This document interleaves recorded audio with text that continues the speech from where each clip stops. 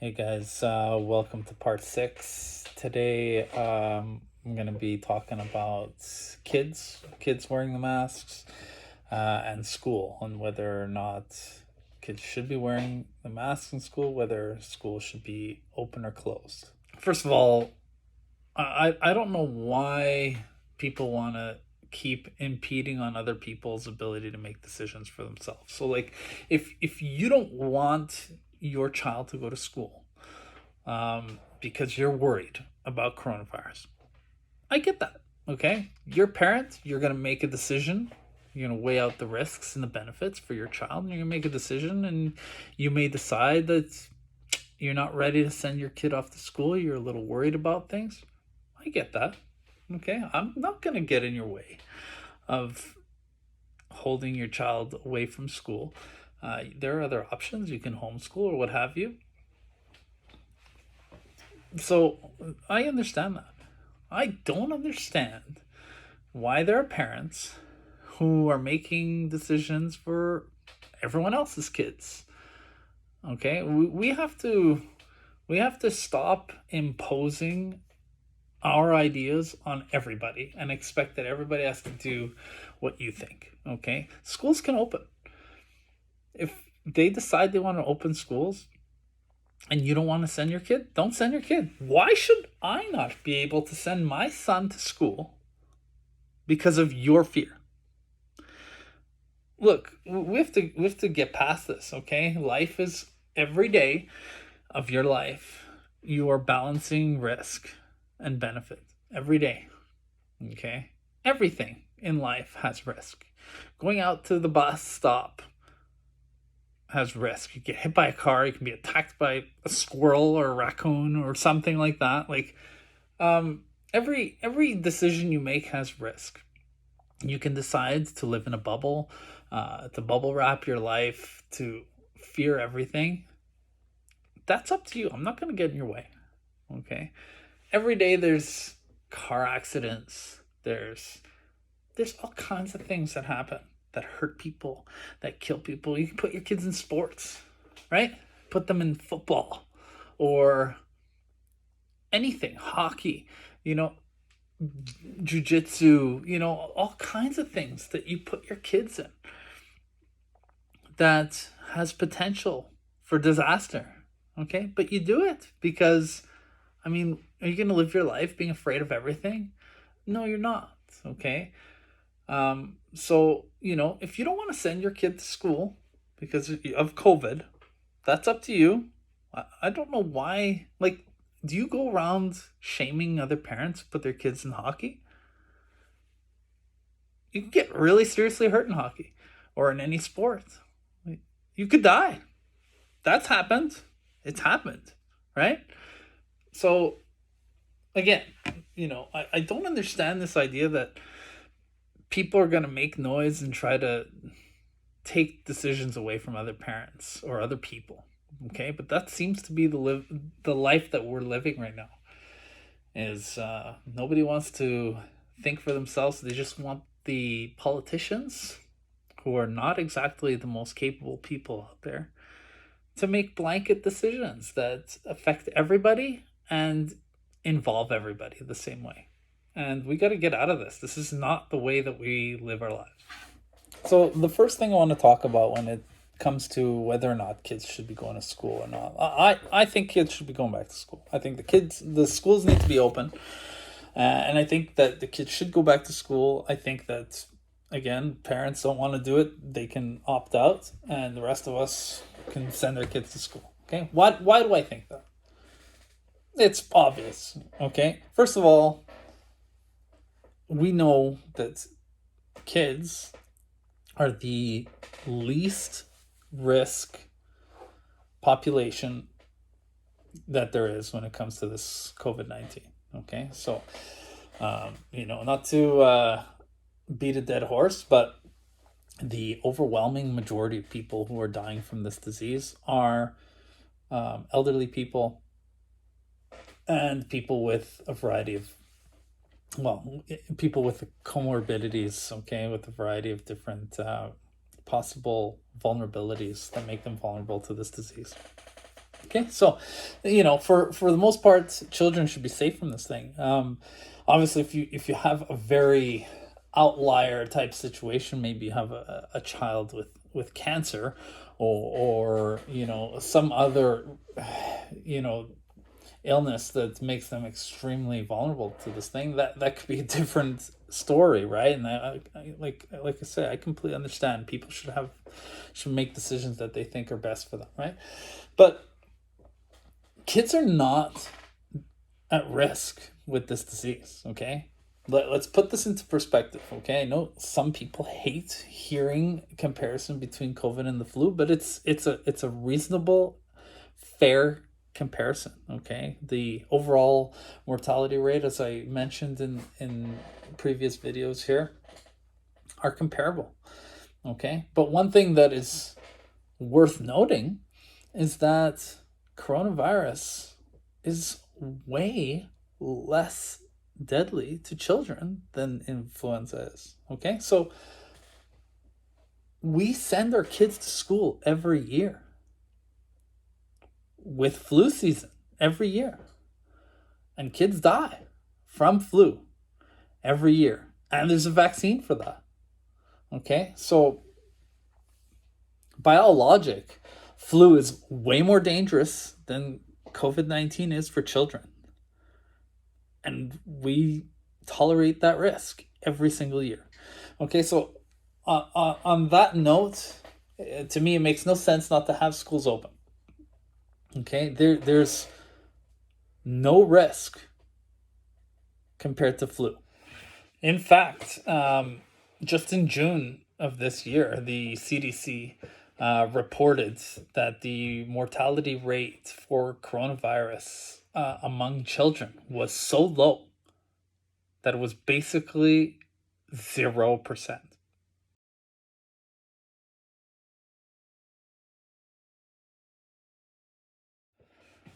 So the second this Kawasaki-like disease story started circulating, my first initial instinct was this is BS.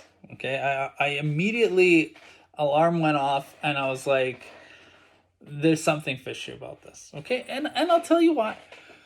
Okay, first of all, this was the first we were hearing about it was in the States and in Canada.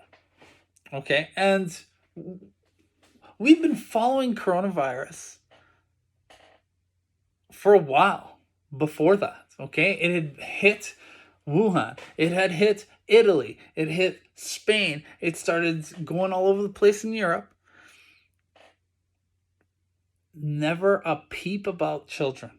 All we knew before it came to Canada and the States, and we were waiting for it, we were just sitting there waiting for it to start spreading here. Okay, but while we were watching it happen across the world, we knew that the elderly were dying and people with comorbidities were dying. And we knew that kids were somehow just getting away with this thing. Nobody was being hurt. That's what we were hearing. And then it came to the States and to Canada, and it swept through, and it peaked, and then it started coming down. And then all of a sudden there were these stories about this Kawasaki-like disease that only affects children, and it was related to COVID. Okay, and I knew right away that this didn't make any sense. Somehow this Kawasaki-like disease never came up in Europe, in China, everywhere else that it was hitting before it got to Canada and the United States. How is that possible? The whole world is watching this virus. No matter where it's going, we're seeing that children are not being hurt by it. Don't you think that somewhere before it got to Canada and the US, that if this was a thing with COVID and kids, that it would have popped up somewhere else before it got to us? Why was the first time that this started becoming a story, why was that here? That never made sense. The reason it didn't come up back then was because it wasn't happening. And it wasn't related to COVID. If it was happening, it was Kawasaki. It was just something unrelated. Not every bloody thing has to be related to COVID. Think of the timing of this, okay? There was the Kawasaki, there was the COVID toes, and they were showing you all these scary things about kids, right? When did this happen? This happened when they were starting to talk about bringing kids back to school. This is when it happened. The timing of that is not an accident, guys. It's not an accident. This is because you're starting to talk about kids going back to school, so they wanted to throw some fear at you. It's that simple. Where did this go? How many schools didn't open? Kids just never went back to school, right? My son never went back to school. I think in BC, some schools opened back up for a brief time. It was really late in the school year. It was almost not even worth doing anymore. Okay, but for the most part, most places never really opened. Where did Kawasaki go? Where did COVID toes go? Where did these things go? You never heard another story about it again. This disappeared. Why did it disappear? Are kids not out there in the world all of a sudden? No. It's because it wasn't relevant anymore. This is not relevant to anything happening right now. So you have not heard about it. The disease doesn't write stories, okay? The media does. The media writes stories. They create stories. The disease does not do this, okay? So Kawasaki was never anything to do with COVID. That was a lie. They got you scared on purpose. They wanted you to fear your kids going back to school. Do you know why? Because they don't want your kids to go back to school in September. They want to keep scaring you. And if you can't see that, I don't know what to tell you, okay? You don't want to believe it? Don't believe it. But explain to me the timing of this. Is that a coincidence? There's a lot of coincidences happening this year. Does that not bother you a little bit? That's the fact that this Kawasaki popped up right before people were talking about sending their kids back to school. The fact that this Kawasaki has not been talked about again since. You've not seen it in the news. Why is that? Because you're not thinking about kids right now. You're going to start seeing it again. They're going to start talking about kids and school, and you're going to start seeing that BS again. You don't hear about it. It's because it's BS. It has nothing to do with coronavirus. Kawasaki's always been there. It's always been very rare, and it's never been talked about. It's never reported the way it was. Because they're taking whatever they can and linking it to COVID. This COVID does everything, doesn't it? I mean, it's BS. It's not true. Okay, so the kids are not dying from COVID-19. 0.0% CDC reports. These other weird effects of COVID, there's no proof that this has anything to do with COVID. In fact, if you go and you read past the headline on this Kawasaki stuff, if you read past the headline, and most of the articles, if they're honest enough to even do this, they'll tell you that a number of these kids who got this Kawasaki-like disease, they tested negative, or they didn't get tested positive at all. So there's no actual proof this has anything to do with COVID-19. So your kids are safe. So we don't need to be afraid of children going to school. Okay, they are built better than anybody to withstand COVID-19. So we don't have to do this thing where we don't even give anybody the option to send their kid to school. When it comes to masks, okay, let's go back. Okay, the whole point of wearing the mask, right? We're told, is to prevent the wearer of the mask from infecting other people, right? So we don't need the masks for kids. Are they going to infect each other? They're going to blow right through it. Okay? So that's number one. They're not at risk. Now, you can make, I know some people are worried about teachers and maybe the kids infecting mom and dad or whoever. Okay? Look, do you remember when I showed you how the asymptomatics are not driving the spread? Remember when I showed you that that's super rare and it just doesn't happen? The only thing more rare than asymptomatics infecting people with COVID-19 is children infecting people with COVID-19.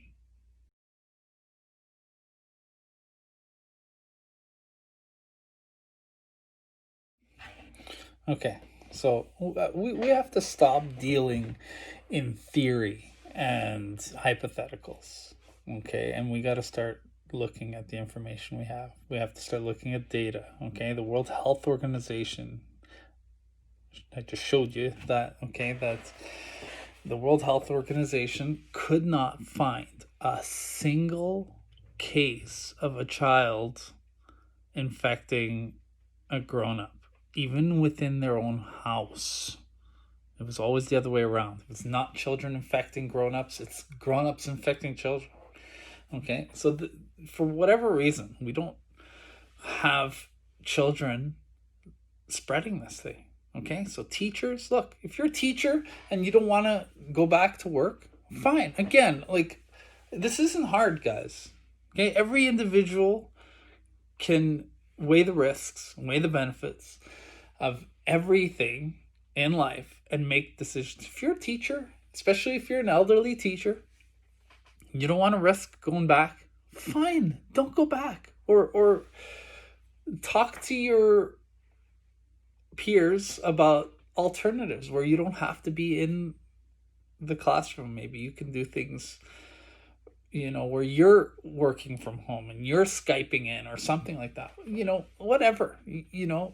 I'm okay with, I don't see any reason why we can't make adjustments to accommodate people, but we're gonna close the schools for what? The kids are safe. They're not spreading it to anybody. We're gonna close the school, or we're gonna make them wear masks and potentially put them at risk. Look, my son's not gonna do that. My son's not going to school if that's what it's gonna be. If they're gonna expect children to wear masks, I'm not doing it. Look, you want to send your kid to school in a mask? Fine, have fun, do your thing. I'm not doing that. We've never done this before. We've never had children wearing masks all day for several days, 5 days a week, for an extended period of time. There are studies. Okay, I can get into this. I'll probably do this in another video where we actually get into the science, the studies that show you that there are risks, health risks to wearing a mask. I'm not going to do that with my son. You want to do it? That's on you. I'm not doing that. I'd rather homeschool him. I'm not going to have him wear a mask. He's a child. He's man, grown-ups don't know how to wear the masks. They don't know how to stop touching their face. They don't know how to do anything with these things. They make so many mistakes every day with these masks that they actually increase the risk of spreading it rather than decreasing the risk because of how many mistakes they make. I'm not going to put that on my son who's 7 years old to be like a medically trained doctor who knows what he's doing with a mask. Give me a break. Grown-ups can't do it. I'm not going to put that on my son, and I'm not going to put him at risk with having to wear a mask. I'm not going to do it. Okay, so no, he's not a test subject in an experiment. They've never tested this on children, especially. No, there's no need for this. What are we doing? To do what? To stop the spread among kids? Kids can get through it. To stop the spread to teachers and at home? There's no evidence this happens. So what are we doing? We don't need this. There's no need for masks. We keep making this mistake that we have to only look at the medical side of things. Okay, so what do I mean by that? The lockdown, for example. Okay, the lockdown was a terrible idea. It didn't solve that much. It was a good idea to do to flatten the curve for the actual original idea of what that was. Right, we were supposed to flatten the curve just to get the hospitals ready, and then that should have been the end of it. Okay, there have been serious consequences to the lockdown, unforeseen apparently. I mean, there have been experts who tried to warn them not to do this for these reasons, but the people who go against the grain, even if they have legitimate expertise, expert opinions, they were silenced. You know, uh, which is a shame. Okay, the lockdown, there were a lot of other problems with it. We use this tunnel vision where we're so focused in theories, not even absolute, you know, in theories, that we're going to do something like a lockdown, that's going to reduce death from this coronavirus, and not considering all the other suffering and death that's going to come from the lockdown. And we're seeing that suicide, I mean, all kinds of things, drug addiction, hunger, poverty. This is all over the world. The lockdown's done way more damage than COVID-19 has. And we're not done yet. The long lasting effects of people losing their jobs and their livelihoods and things like that, there's going to be way more destruction. Okay, so we keep making this mistake. We're doing the same thing with these masks now. First of all, the masks are anything but a sure thing when it comes to doing anything to protect anybody. Truthfully, I mean, let's just be real with it. Okay, you may like the idea of having a mask, even if it offers a smidge more protection. It's anything but a sure thing. It's not doing that much. Okay, but we're so focused on the medical side of things, we don't even look at anything else. There was a story very recently that came out, a scandal with a company called Wayfair. Okay, I'm not going to get into the whole conspiracy of it. I'm not going to do it. Okay, but what I am going to say is that child trafficking is real. That's a real problem, and it's a disgusting issue that we have that we don't really deal with. It seems like people don't want to talk about it, and I know it's disturbing, but it's a real problem. We should be really laser focused on stopping this atrocity. Okay, trafficking happens, abductions happen. I think it's really an interesting coincidence that this masking thing is becoming such a big deal at a time where there appears to finally be a little bit more emphasis, at least starting to see more people wake up to the idea that there's this horrible problem called child trafficking. How do you think that a world where everybody needs to have their face covered, do you think that has any potential benefit to people involved in child trafficking? Think about it. You're sending your kid to school in a mask. Your kid's going to be trained to cover their face every time they're out in public. Do you think that there's anything about that actually can benefit this horror that is child trafficking? What happens if your child gets abducted? God forbid. They're wearing masks. Everybody in the world is wearing masks. Nobody sees anybody's faces anymore. What do you think? How much lower do you think the chances are that your child gets recovered or identified down the road if everywhere they go, they're wearing masks. If everywhere you want to go where there's other people, you have to wear a mask. This is a paradise for child traffickers.